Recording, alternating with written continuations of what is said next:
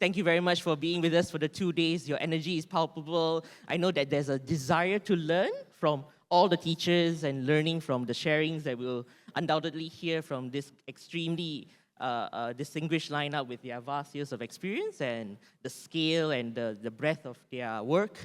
So that's what we'll dive into on this plenary session about investing in education, the multiplier effect. I think when we co-created the agenda and wanting to insert this as a topic, the idea of investing in education can sometimes be a very vague one or very dominated by headline numbers and so on.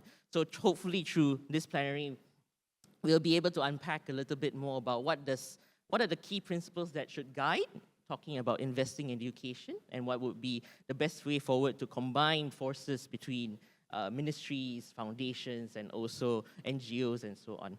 So I'd like to start with Dr. Iwan. Dr. Iwan, as the former Director General of Education in Indonesia, and now you've been traveling the world, going and looking at working with different global organizations. What are the patterns that you see when we talk about investing in education? What do you think works, and what lessons should we gain from this idea of especially looking forward into how the world will be with AI revolution and all these things that are in many ways overwhelming our senses sometimes? What does investing in education mean for you? Well, thank you, Tien, and selamat siang, everyone, and thank you so much for having me. And this is a very simple but very difficult to answer, but I think the guiding principles, I think, in terms of how we should make sense of all the disruptions that are happening at the moment around the world and how to invest in education, eventually for every system, every ecosystem, boils down into three things. Number one is we need each system actually is unique. So there is no one-size-fits-all answer. But you have to first understand what is the purpose of your system transformation. So if you're talking about future-ready system or future relevance, and then your purpose should be towards that. And when talking about purpose, I think I listened to some cikgu this morning sharing about their reflection. I think the purpose are always three things. The first one is student, the second one is student, and the third one is student. So I think whatever decision that is made around the purpose, it should be about how we can help our future generation meet the challenges of the future. The second one is prioritization. When everything is important, basically you're saying nothing is important. When everything is a priority, actually nothing is a priority. Now, this is difficult at the policy level making because then some people will not be happy. But as leader, you have to make this tough decision. And the way that to do that is to really sit down and be honest about what is the highest leverage for your system intervention to reach that purpose. Again, the purpose is actually the North Star, the moral compass of making the decision, including the priorities. And number three, to give the discretion, I think, for especially stakeholders on the practitioners. I remember I plan to share this story because it stays with me. 2021, after COVID ended, I accompanied my minister to make a trip to Papua, a small island, not the big island of Papua.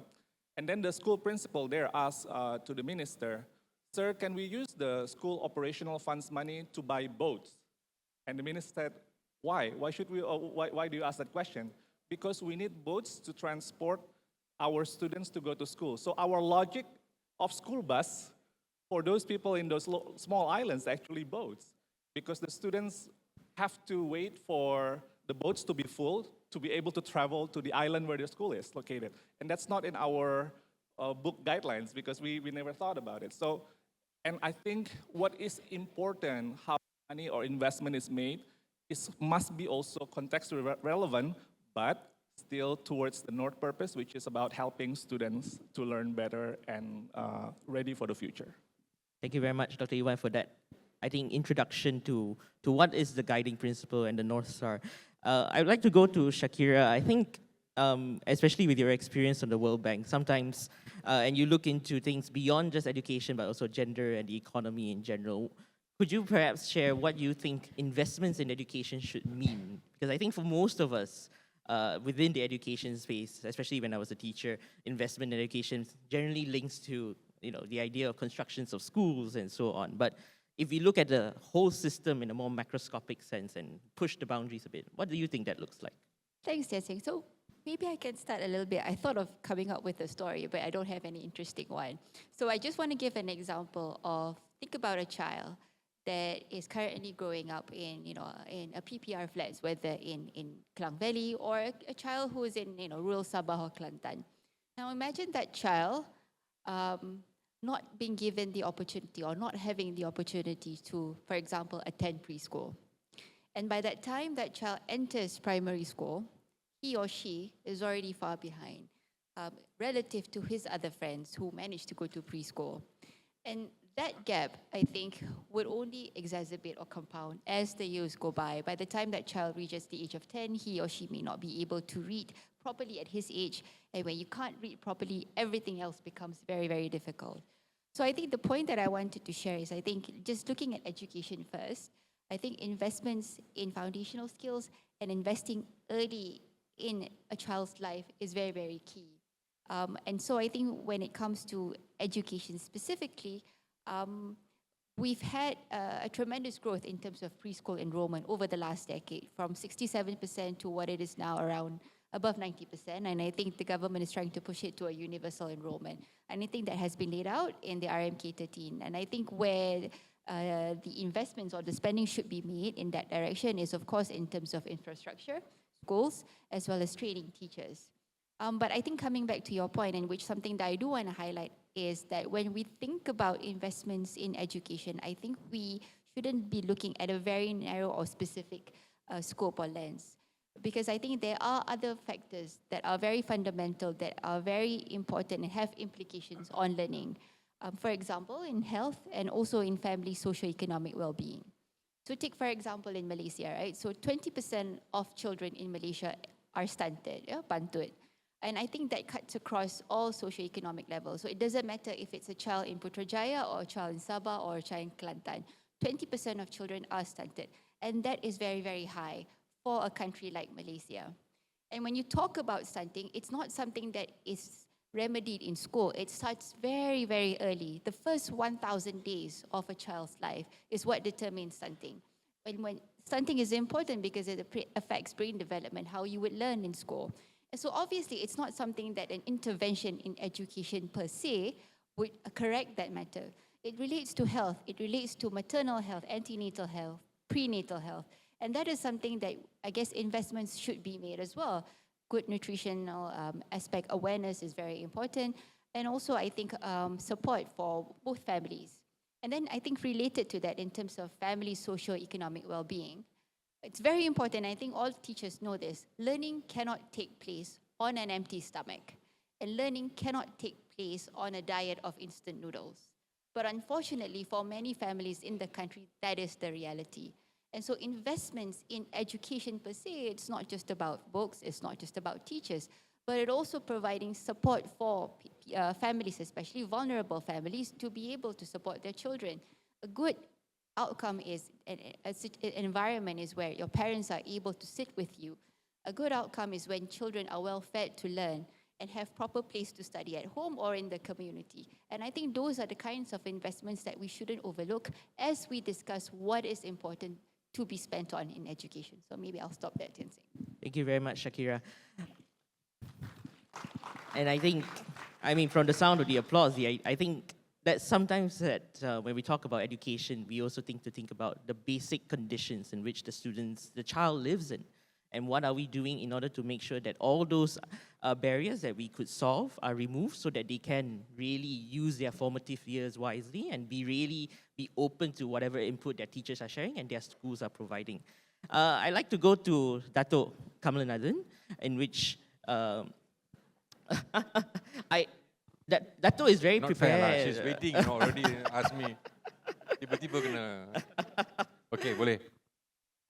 we'll have a time for positivity, no worries from that. I want to build something with Sure. with yours as a foundation first. I think, Dato, you've been at the table making the decisions, talking about budget, and I think Dr. Iwan and Shakira have also shared about general macroscopic ideals of how we should frame when we talk about investments in education. But you were there in the ministry. From your experience in government, what do you think is missing in terms of how the country should treat education not as an expenditure, but as a smart long-term investment that you can make? Terima kasih. Salam sejahtera, salam hormat, wanakam, and thank you very much for inviting me to share my thoughts and opinions, and also to Sam. I am pleased to be here among all these very important people who have shared their knowledge and experience. We are all aware that when in the Ministry of Education, and every time that's a budget which is being presented, the ministry, every year headline says the Ministry of Education gets the most budget. Everybody knows. Kementerian Pendidikan mendapat peruntukan yang paling tinggi. Itu menunjukkan negara maju. It's a developing country. But you must remember that 75 to 80% of the allocation that goes to the Ministry of Education goes for emolument. Emolument means wages. Every year, there will be increase in wages, more teachers will be paid. Now, still, plus after giving away 75-80% emolument, there's still a lot of money. We still a lot of money. It's like you are pouring a lot of fuel engine into an big engine. But the problem is that engine need to be reconditioned. That engine has to be reconditioned in order that funds that's been given to the Ministry of Education is used rightly. An old engine, however much money you spend, you will continue to spend the same amount, even more, because it's a spoiled engine. That engine needs to be changed, and that's what we need to do to ensure that the funds that has been allocated is spent rightly. We cannot reduce the emolument. We cannot touch anything that belongs to the teacher. In fact, they deserve more.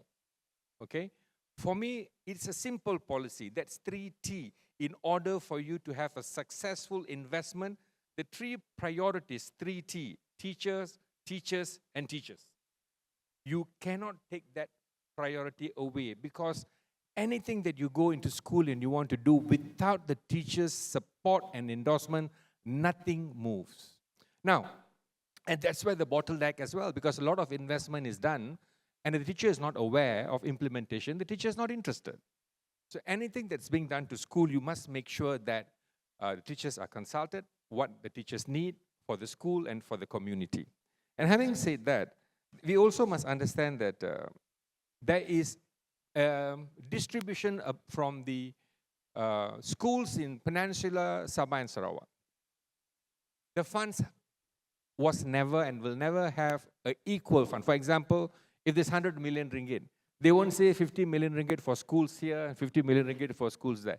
It doesn't happen. When that happens, then you will have an equality in education. Okay? So we know that could not happen. So what we did at that time was we wanted to bring technology into education.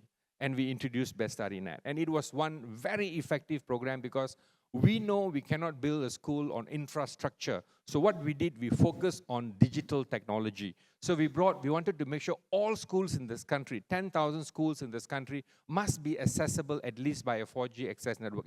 And believe me, that was a good investment, but wrongly understood by certain quarters.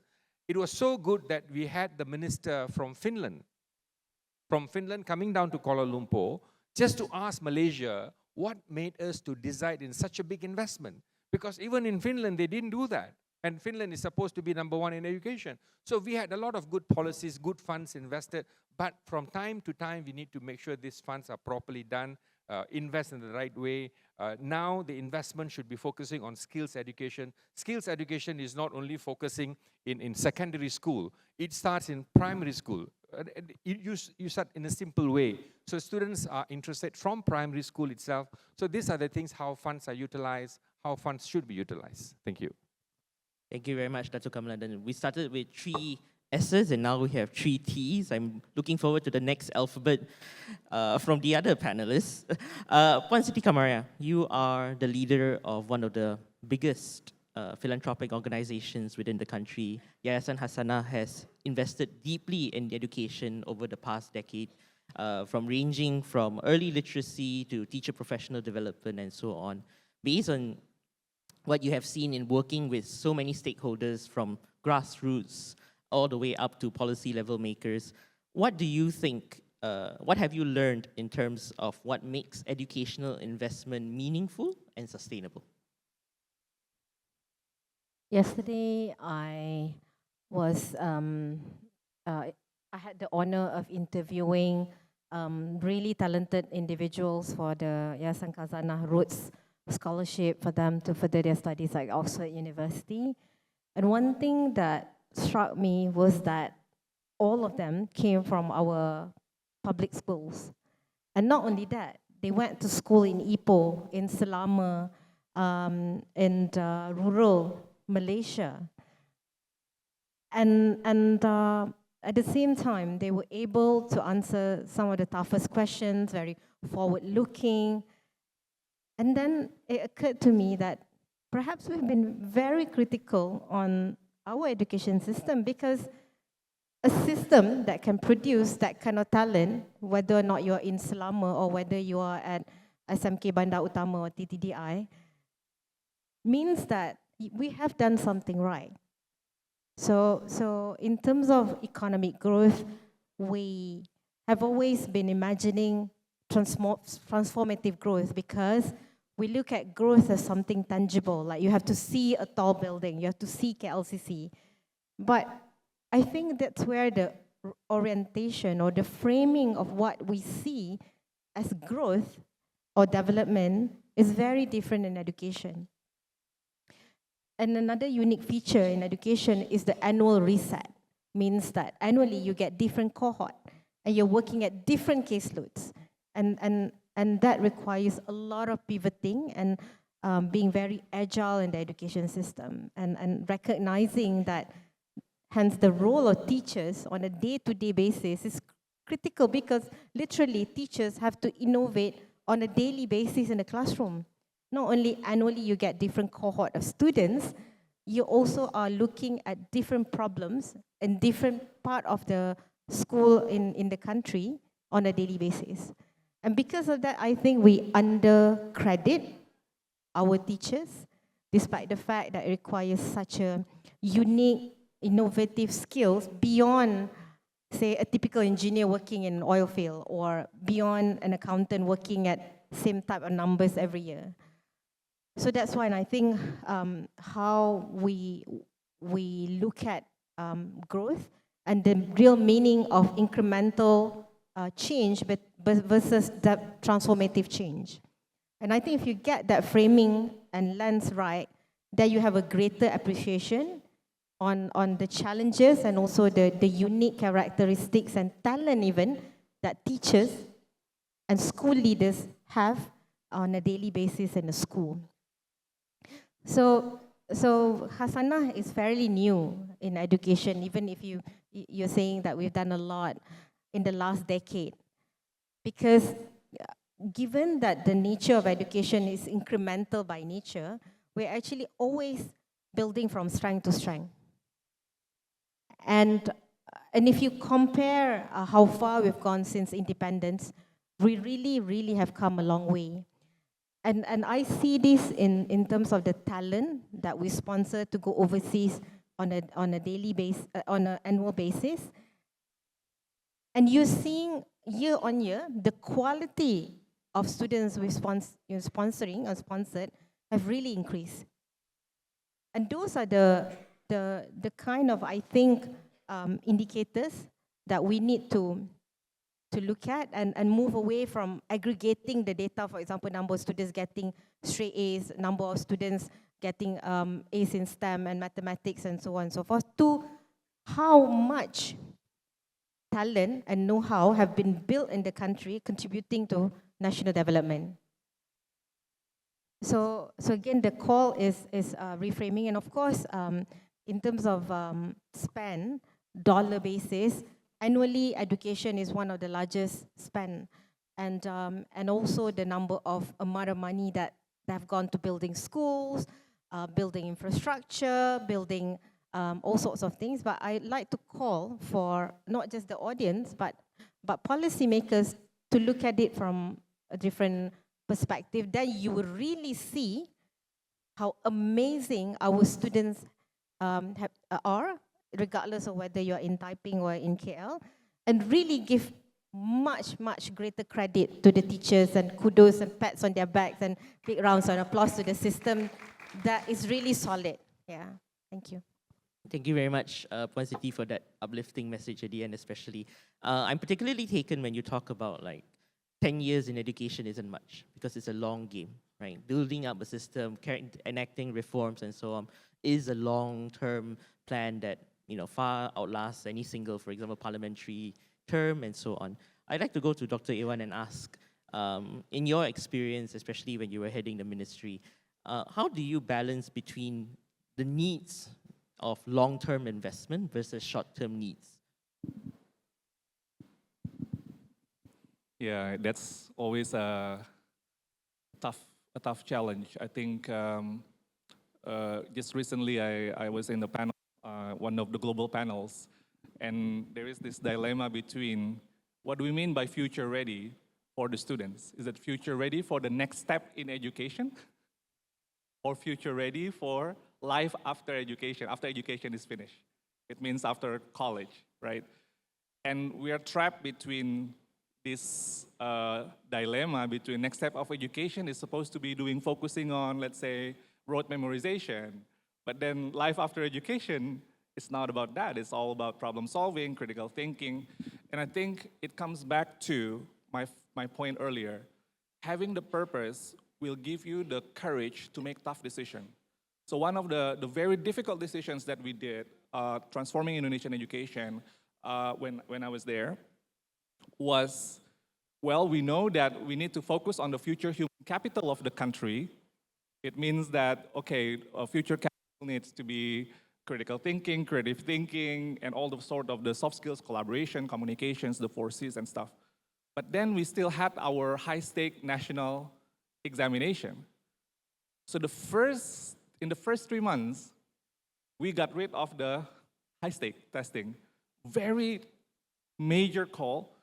It really like nobody did that before.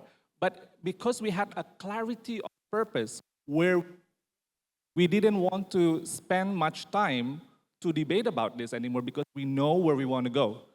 So having a clarity of purpose actually gives you the clarity about making tough decisions when it matters. Because then we need to build, then the focus, then we need to have a policy coherence. We need to have the curriculum that aligns with this vision. We need to create the assessment that aligns with this vision.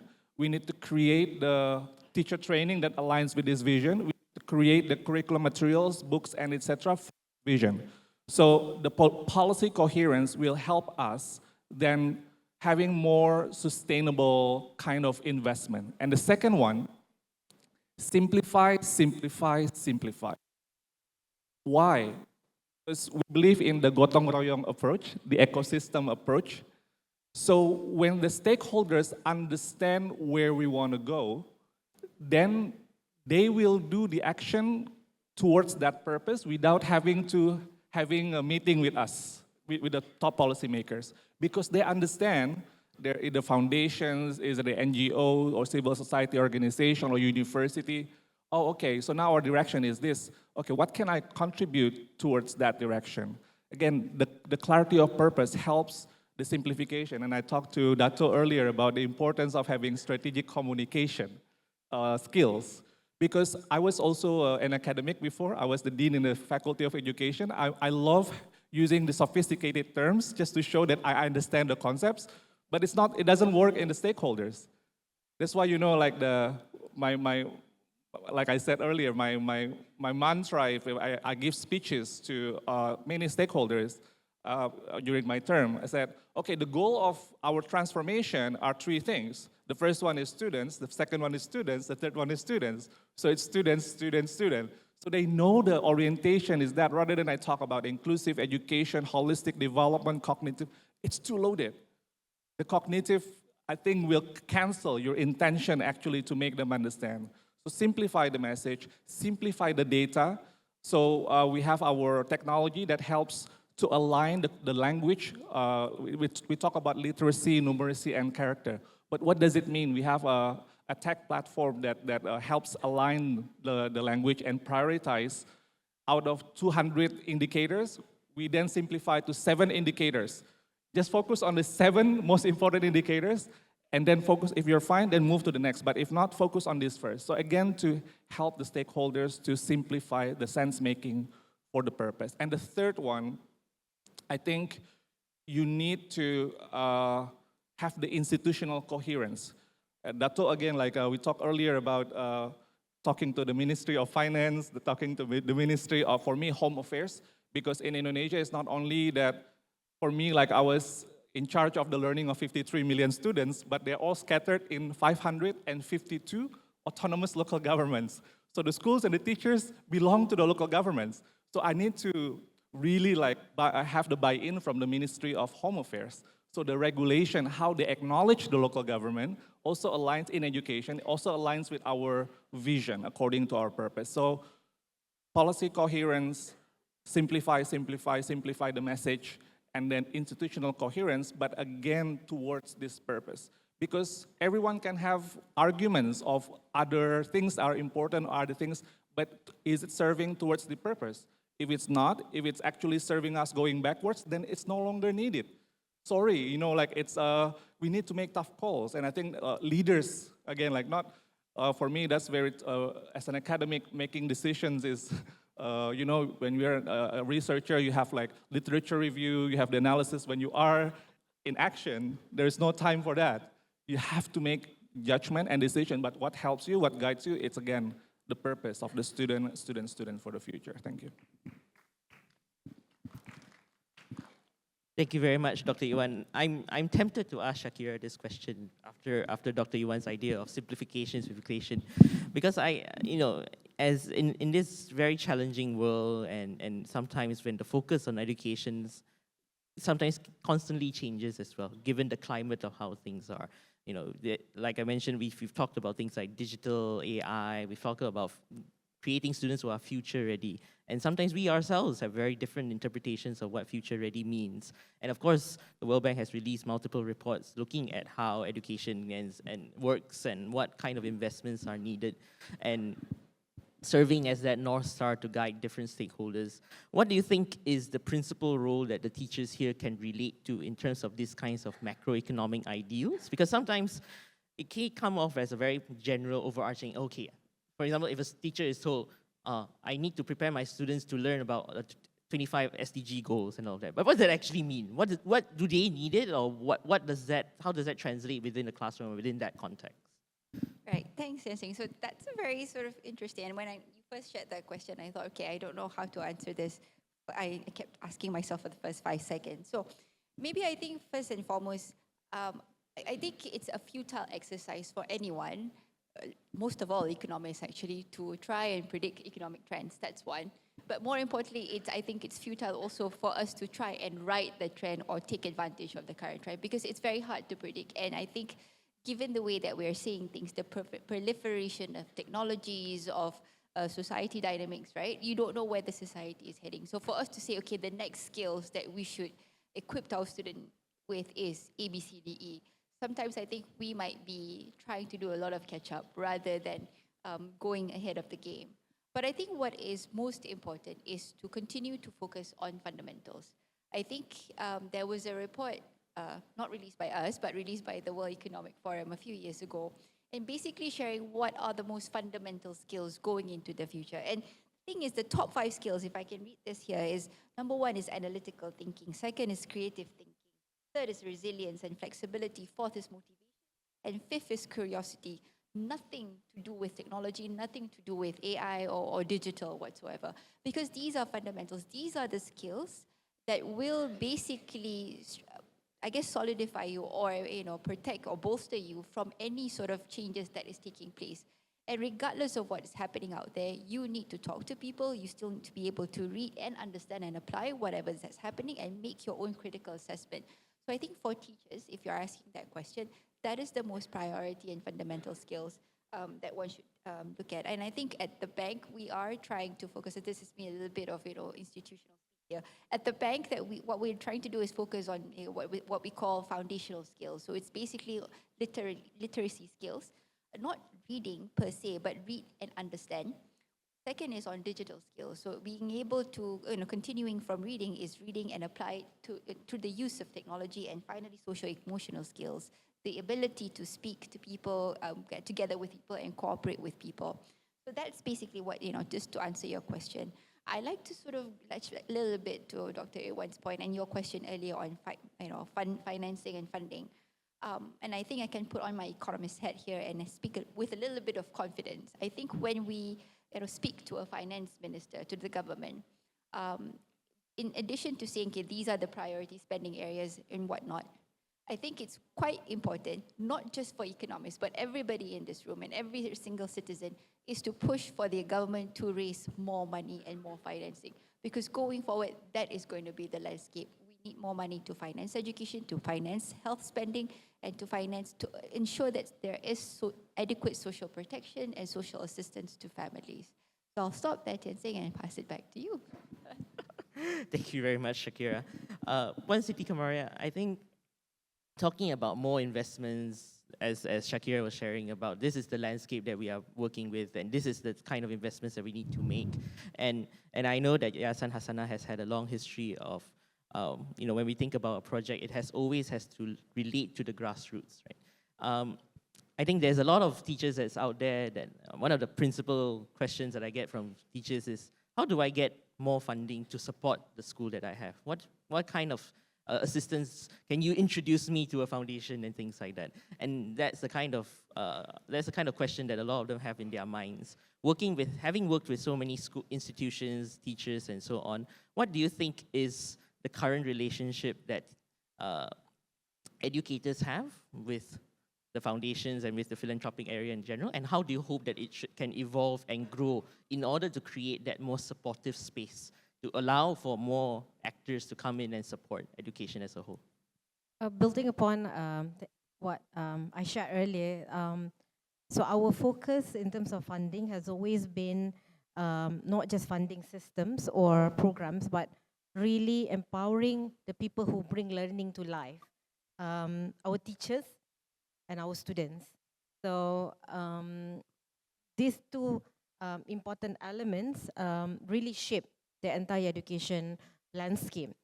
So through our initiatives like program Anak Kita, 3M program, we fund teachers in Perlis, for example, I think one of the finalists, to create the module that at the peak of the pandemic, to innovate and test out a few ideas in classrooms. And there are many of this type of funding. And it's through this type of funding that we also learn what makes teachers tick and what makes them actually get so excited. And this kind of spirit is really, really very infectious. And that's why we want to put our funding money is. And there's also another program, for example, Pentaksiran Alternatif Sekolah Menengah, PASM, something that Hasanah funded from 2016 and later became something that was rolled out nationwide as an assessment tool that is for inclusive education. But what struck me is that all this were initiated by the wonderful, talented individuals who are already in the system. The teachers, the school leaders, and also some co-created with the students. So what then, where we want to take it forward is really making sure that there is a continuous professional development for the wonderful school leaders and the teachers, and to harness what's already strong in the system. And so what we also learn over the years is that through the public school transformation program like Sekolah Amanah, PASM, program Anak Kita, and more programs that we funded in the last decade and more, is that when teachers are given the recognition for their talent, and the support that was required really is very small. I would say that the highest return on investment, on any investment that we've ever made, really is on teachers. Because sometimes they put in a proposal, 1,000 ringgit, 2,000 ringgit. The smallest amount that I've signed off for sponsorship is 1,000 ringgit, which sometimes delivers more than 100,000 ringgit proposal. Really, you guys are so amazing. I don't know how you manage to do it. But then I realized that they are like superb with finding deals on Shopee, for example. Not promoting Shopee at all. And many of the teachers that put together something, like from something completely like unexpected. And nobody like give them like inventor or innovator of the year award. Like we can only recognize 10 today. But I can tell you each of the 10 actually represent like at least 10,000 or 20,000 others doing similar things. And nobody knew because they are somewhere in Bukit Beruntung or somewhere in Selama, somewhere like remote, not even in Taiping, like more remote than Taiping. And I don't know how. Like I wish you can like personally tag them, you know, you're really like superb, like #1 Shopee deal searcher or something like. And then there's like multiple groups on social media, support group. And we don't talk enough about it, about how really amazing, like you are really like my superheroes and superheroines lah. So again, like if I were to put money, more funding, which is why in Hasanah, education remains the highest amount of funding that we give out from our annual pool of funding. And I foresee that there will continue to be the case in years to come. Really, best return on investment is on teachers. Yeah. Thank you very much, Puan Siti Kamariah. I want to draw on Datuk's experience and training as a media practitioner, because I think, of course, we've all talked about the importance of investments in education and all of that. And within these four walls, I think we are all aligned in terms of education being that principal mover that changes lives, that supports people moving forward. What do you think is something that we can all do better in terms of promoting this message outwardly in order to ensure that there is stronger public engagement to create that long-term narrative that education is a necessary thing, that all these things that we are sharing need to happen, and how do we make sure that people who may be new to this realm or maybe may think that education is a bit more distant to them, how do we bring all these people, all these forces for the common good that we are sharing here? Thank you, Tien. Your question is about how do you truly see the education long-term investment? There's a few areas that we can look at. One is you empower the front lines. Who are the front lines? Easy question. Teachers.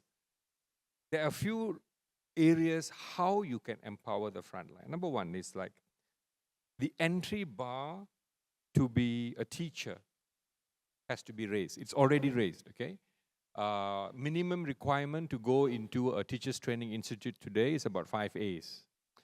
But believe me, even with 5 A's, you are not guaranteed a place. We have teachers with 8 A's, 9 A's, 10 A's being trained to be a teacher. So as far as the entry bars are concerned, it's there.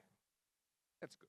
Number two, this is sensitive, but this is something that we need to find a mechanism.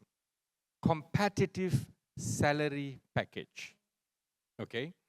When I say competitive salary package, this salary package must be tied down to performance and skills development among teachers. These investments have far-reaching success stories. I agree with you. I'll give you an example. The Ministry of Education empowers teachers by offering HLP. Everyone, before they reach 40, they want to apply for HLP because this is totally funded by the government. Okay. Now, not many would be successful. We nearly have 500,000 teachers.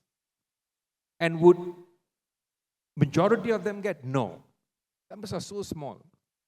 But I've always thought, rather than giving HLP, I'm not saying take it away, find another mechanism. Do you know, many friends, teachers are here, do you all know that the number of teachers who pursue to upgrade their education qualification don't depend on HLP?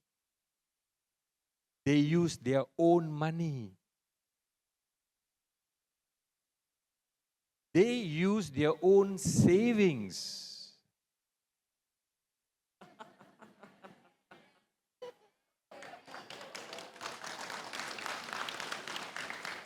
And it is not that they're using savings that not utilized. No.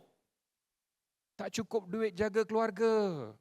Tapi untuk menambah baik mutu dia nak jadi cikgu, dia rela pakai duit tu untuk tambah keupayaan dia. Okay. Now, and when this teacher, for example, a teacher in a primary school has successfully completed her master's or his master's degree, he goes to the Ministry of Education. Ini, saya dapat master's. Siapa kau buat? Siapa suruh kau buat? Ada kita minta. Betul tak? I have seen this. This has to be changed. We need to reward teachers who have used their own fundings to strengthen their education performance. By getting a master's degree, they don't get an extra food on the table. But what happens? They get better quality teachers in the school. How are we going to keep them? We need to find a mechanism to reward teachers who spend their own funding without any hesitation and have done it. For example, they do a program, they go and do a certification program on to become how to become a master class Google teacher or Apple teacher. They spend money, they get certificate. Do we reward them? No. This is how we spend long-term investment. The other one is industry, teaching, faculty, collaboration. Today we invite academia to universities. There is industry expert board in the universities. Good. But I think we need to start this much, much earlier. There are so many organizations out there in the country who wants to walk into the school and help the school. So many. Kementerian Pendidikan seharusnya menjadi pemudah cara. Bukan menyusahkan cara. Satu saja faktor Kementerian Pendidikan harus ambil maklum, apa jua program yang kita nak bawa kepada sekolah, stakeholder yang paling penting yang harus menerima cadangan itu ialah cikgu. Bukan kerana kita suka organisasi itu ya. You need to have a discussion with the stakeholders. Are you okay if I'm bringing this program to the school? Okay? If the teachers have already got so much of work to do. Sorry, I have to bring this up. 2018 kita kalah pilihan raya kerana dia kata kerajaan ni tak tahu meringankan beban. Hari ini saya pergi sekolah tanya cikgu, dah ringan ke beban? Apa jawapan dia apa tahu? Tok, bila nak balik kementerian? Saya kata ini semua takdir. Kita doa je.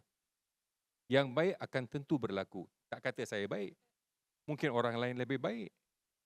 Tetapi, so the Ministry of Education, we know, the Ministry of Education know we don't have enough funds. Kita tahu. How do we get funds? There's a lot of company out there nak buat CSR. Tetapi pastikan CSR itu ada manfaat. Dan sekiranya CSR itu dapat meringankan beban guru, buat. Tapi kalau CSR itu akan menambah beban guru, jangan simpan dia dekat gate pun jangan simpan dia. You go through the process. Contoh ya, Kementerian Pendidikan Malaysia akan memberi kelulusan. Suratnya beginilah ya. Terima kasih kerana sudi membantu kami, kita terima kerjasama ini, kita luluskan program ini, walau bagaimanapun, jumpa PPD JPN untuk teruskan projek. Dah, satu buka pintu, satu lagi tutup pintu. Pergi ke PPD JPN, kau dah dapat kelulusan KPM tak? Sudah. Dia bagi surat senanglah, kita buat kerja kita susah. All these things needs to be eradicated. Look into programs that can reduce the burden of teachers. Look into program how you can retain the best teachers. Keep them. You cannot get a better investment than investing on a teacher. The third one that we need to do is early childhood education. Look, you want to build a good character? It starts there. It starts there. You tak perlu bawa cikgu-cikgu daripada Brazil cakap dia lahir di kampung sini, pakar, tak perlu. Bola sepak mungkin perlu, kita cikgu-cikgu tak perlu. Kita ada guru-guru luar biasa. Hampir 400,000 guru-guru ini. 99.9% guru ini melaksanakan tanggungjawab mereka luar biasa. Luar biasa. They have sacrificed everything. So the least we can do when a teacher gets a qualification done on her own or his own, reward them. Support them. And so when that happens, another teacher will see, wah, not bad ah. Dia buat master sendiri, maklum kepada KPM, KPM luluskan. Sokongan, naik gaji satu tangga. Saya pun nak belajar. Rather than mohon HLP, 38 tahun dia mohon tak dapat. 39 tahun dia mohon tak dapat. 40 tahun mohon tak dapat. 40 tu matilah kau. So we have systematically destroyed the hope of a teacher. Don't do that, okay? That's all. Thank you.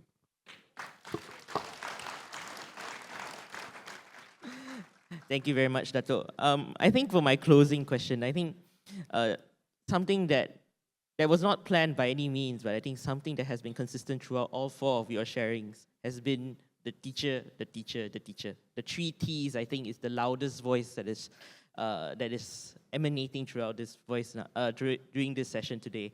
And I wanted to close on reflecting on your work and how you've seen education grow and how you've built the education ecosystem, or your efforts in trying to contribute during the growth of education. What is the message you would like to share with the teachers in terms of what's that one message that you want to bring to them in order to do what they do best and continue to serve and continue to help the students that they teach and they support day in and day out?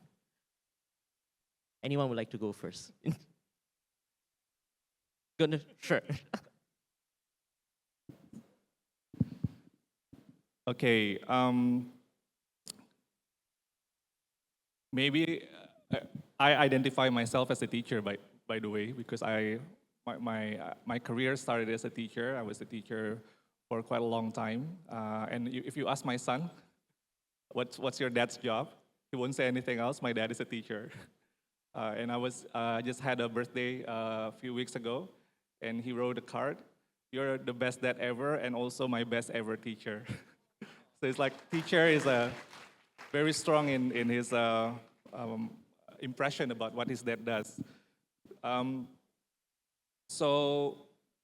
But I think I will see this as a policymaker, the way that as a teacher, my philosophy is a student-centered learning. So student first and foremost in my decision. And when I was at a policy level system, I was also trying to, in my mind, it's like student-centered policy, how I can create policy that speaks to the classroom so then the teacher can empower the students, unleash their potential. So again, like 3 things in my mind. The first one, when we create policies for teachers, we have to think about equity in mind. So design with equity in mind. What does that mean? So yes, we can have like a vision about the future, investment about the future. But one example that I think we could see, we could use is like thinking about, let's say technology, right? Everyone thinks about technology. But design technology that still works in the lowest common denominator, meaning that in the very most challenging context, the policy of your technology can still work for those teachers in those remote areas. How does that happen? So that's the challenge for the engineer. So it's not like the most sophisticated technology, but it's actually the technology that works for the lowest common denominator. That's the principle of equity and helping teachers so then we can be inclusive in our policy for teachers. The second one is that invest in teacher leadership. I cannot stress this enough. I think what we see on the ground in many systems around the world is when teachers have the agency, especially when they become, for me, school leaders are just teachers with a role as a school leader, yeah? That's not a school principal, so it's not like another profession, but it's still a teacher at heart.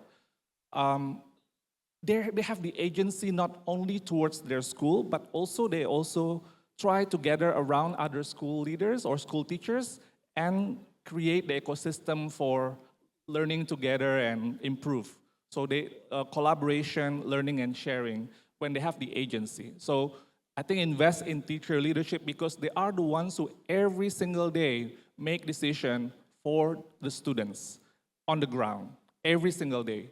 So how we can empower them, unleash their confidence so then they can do this. And the third one, I want to highlight, there are a lot of things in my mind.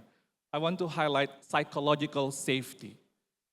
What do I mean by this? Just like when we talk about learning for students, it's okay for them to try and to make mistakes, to fail, and then to iterate. I think for the ecosystem of educators and teachers, we should also create the psychological safety for them to try new ideas, to innovate. Innovate doesn't mean that you know right away. You try new ideas, maybe it's not working, and then you reflect, and then you continue to grow. And I think it's very important, giving the trust and autonomy for them to make decisions and create the ecosystem of reflection-based accountability. Reflection-based accountability. So the accountability not for fear of intimidation or getting spotted the mistakes, but it's more about reflection about how we can actually, what have we done well, what we can do to do better, improve and improve. And I think at the end of the day, and this is for all systems around the world now, no matter what you choose, what programs, I think from Datuk, Puan Siti and Shakira, a lot of ideas. One thing is fundamental to me, this is my personal opinion. Do not kill the joy of learning in our students. No matter what program that you do, never, never, never kill their feel of joy of learning because the world is going disrupted. Further disruption. And we don't know those who will survive or those not only who have the ability to learn, but love learning. We continue need to learn, and our age will also, the life expectancy is also growing. So if you invest in programs, but then it looks good, they get good grades, they get good results, they get awards, but then it kills their joy of learning. That's actually a terrible, terrible investment. Do not fall into that and always use the side where actually we activate and we cultivate the joy of teaching or learning. Thank you. Thank you very much, Dr. Iwan. So same question, Tien, I guess. So I very quickly, in terms of supporting teachers, I think 3 things I wrote down here is, I think I acknowledge what Datuk said there. Teachers are there at ministries and contributing to decision making at the policy level. But I think something that I continuously stress, not just in this kind of forums, but when you talk about things like gender, for example, it's also very important to recognize that teachers are not a monolith. Yeah, so it's a very diverse group. So the experience of teachers, for example, in Kuala Lumpur would be very much different than the experience of teachers in Sabah Sarawak, for example, or in Kelantan.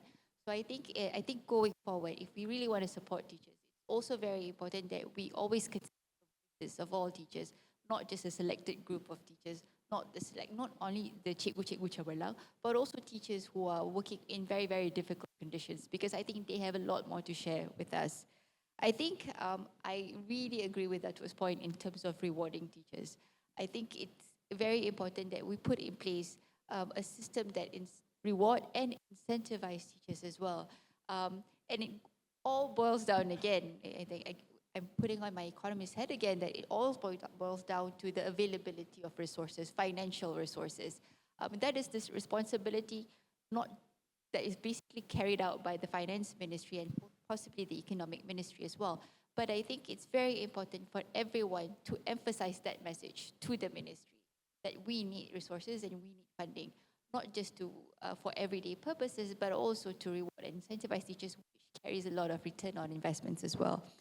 And I think a third point I like to make in terms of supporting teachers, I do a lot of research on gender as well, and I think when we talk about promoting women or empowering women in the workforce, we always talk about flexibility, and I think that is something that is always missing in the conversation around teachers. Both my parents are teachers, and whenever I speak to my mom and I say, "Oh, today I get to work from home," or "Today I get to go home early and pick up the kids and whatnot," the first response that my mother would say is, "You know what? Teachers don't have that luxury." And I felt that. And to think that a lot of teachers are actually women, are actually members of, have family members. And I think that's one way to support teachers as well, is to allow or to think about how do we accord more flexibilities to teachers for them not only to excel in their duties with the students, but also in their personal life as well. And I think at the end of the day, and going back to my very first point at the very beginning, I think in terms of investments and education, the thing that I would, I guess, leave my parting words is that no child should be left behind in whatever we do.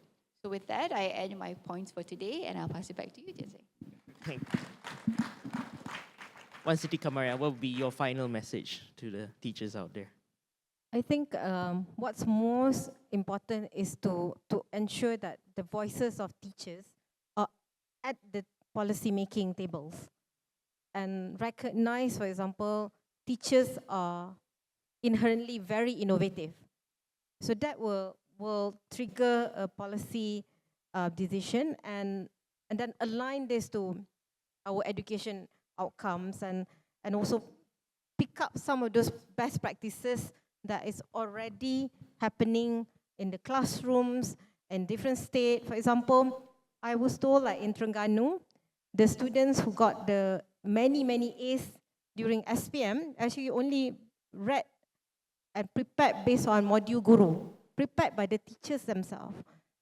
And I really was wanting to just recognize at one point, we should just publish that, because that is better than any of the buku revisi cepat ataupun all the additional that people sell to make money. But this teacher prepared it with heart and soul, tak jual pun.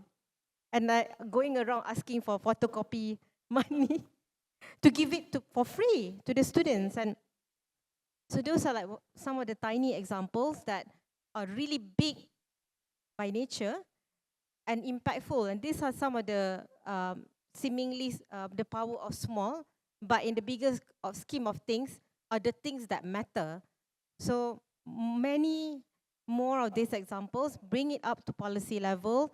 These are the things that influence the future of work. For example, future skills, and align this and recognize through, I would like to echo what Datuk was also sharing, that recognize that teachers want to improve themselves continuously. So at Hasanah, we have, through our Yayasan Khazanah Education ACE Fellowship Program, where we support this goal by sending teachers to University of Oulu, Finland. Dr. Anwar there, our head of education, has been very passionate about putting this together. So the fellowship has been sending leaders and educators to Finland. So that's one opportunity area. But I hope that there's more of this kind of opportunities that recognize that teachers want to be the best teachers, not just in Malaysia, but in the world. But still go back to say that school in Selama and give their all to teach our school in Marang, Terengganu, and give their all. So in addition to giving prizes like the Malaysia Teacher Prize, kudos to the organizers for doing this. But really, there's like at least close to 500,000 of them that deserve all forms of recognition, and the minimum is to make sure their ideas are heard at the policy-making tables. Thank you. Datuk, you've had the longest time to simmer. You're sure that girl is going to hate me for the rest of her life. Whenever I go for a conference nowadays, Tien, I've learned one lesson. I look for the person who's holding the placards. I get my colleagues to go and talk to her or him, hide him away. She is going to hate me if I go into talk more and more. You have done a very good job. I saw you from the time, because I was looking, where is the people? Somebody must be somewhere to come. But you are brave. You never give me 10 minutes notice. You got the time's up. Now I have to ask her whether I can answer, not you anymore. Yeah. Can I finish the session? Boleh tak? Saya selesaikan ni. You yang pegang plakat, bukan dia. No, I think nanti yang kena pancung I lah tu. Itu kebijaksanaan masing-masing, tapi dia baik, lepaskan dia. I won't take much of your time now. Okay, this is my finishing parting words. There are 4 things that we need to be sure what we want to do. I've said whatever I want to say. I could have said so many more sensitive things, get things worked up. No. These organizations like this need to be funded. There's so many philanthropists. I spoke to Tien just now. There's so many philanthropists. One of the philanthropists I've seen is the YTL group. They have taken so many risks in the education development in this country. The government cannot take risk, but philanthropists can take the risk. For me, why I'm talking about the risk is it's about the access. It's about the 4 things I tell is the 4 pillars is access, quality, digital transformation, and inclusion. When I talk about access, it's about them, philanthropists, giving them the access to do work because the government cannot take risk. The philanthropists, CSR can, the private entity can take risk. When I talk about access means infrastructure must be accessible to all schools across board according to the requirement. Don't just go to schools in the urban area to develop them. Dia tak perlu dah. Cari sekolah-sekolah di luar bandar. Di luar bandar. Di luar bandar bukan Sabah, Sarawak saja. Di luar bandar di sini pun ada. She told me just now, she went to Ulu Selangor. I used to be ahli parlimen sana. She said, sekolah-sekolah dekat kawasan Datuk tu pun pendalaman yelah. Besar Ulu Selangor 4 kali besar daripada Singapura. Besar lah. Luar bandar pendalaman. They need plenty of it. Give equal access of education. The other one, quality. I spoke about teachers just now. They need to do it. Revamp the recruitment is being done. Overhaul teachers training is being done. Reward teachers. My point, if you're going to make a resolution in this conference, reward teachers who have upgraded themselves using their own initiative. Jangan tunggu HLP. Kalau you nak menambah baik mutu khidmat you, tambah pada diri you. Ketiga, inclusion. I am going to propose, I don't know, maybe it's there kerana saya dah lama tak ada dalam kerajaan, masih ada kawan-kawan. Maybe we should introduce something called the National Digital Education Platform. Okay, NDEP. This is where, and also experts, janganlah, contoh ya. Contoh, I will donate 10 laptops to your school. Bagus. Don't just donate laptop. I'm going to put one of my staff visiting your schools, besides donating, to help your teachers to use technology to spread in the school. Spend staffs. Support staff. Jangan wait for kerajaan untuk tambah peruntukan untuk lebih lagi kaki tangan membantu. Kerajaan tak cukup duit. So CSR boleh buat apa? As a private entity, I'm going to identify, hire 3 staffs, and these 3 staffs, I'm going to put one school here, school A, school B, school C. Bantu sekolah dalam aspek pendidikan teknologi, pendidikan digital. It's a good policy. Try to do the things. Minta ampun, saya letakkan mikrofon saya sekarang. Thank you very much, Datuk, and thank you for everyone for joining us today. And I think the message is loud and clear. Support our teachers. They are the ones out there. Reward them. Make sure that they feel like they have everything at their disposal to make every classroom a better place for every student. And with that, thank you very much, everyone.